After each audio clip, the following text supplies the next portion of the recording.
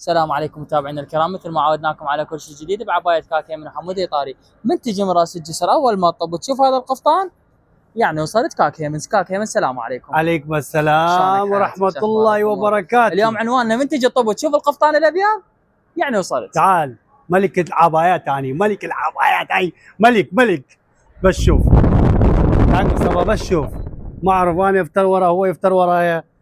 بس شوف ما شاء الله تبارك الرحمن، شوف الايد، شوف الشغل، بس شوف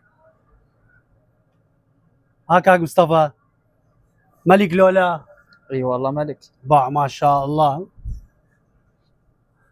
انا بس اصور باكر يجيبون. فر لي اخذت يبين من هاي السواد. حبيبي باع، هسه مو اصور باكر جايبين.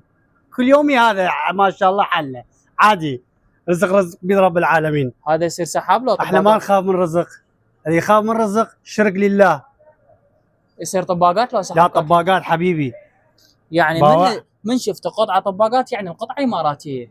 رحم الله والديك، شي درجه اماراتي غسل لبس، اغسل والبس. عنواننا وين كاكي حبيبي؟ كركوك راس جسر. شفت هذا اللي مال الريس، هو هذا باوع ما شاء الله تبارك. كل شيء عندنا فساتين مال حفلات واكو عبايات. ماكو شيء ما عندنا. عنواننا كركوك راس الجسر مثل ما قال كاكي.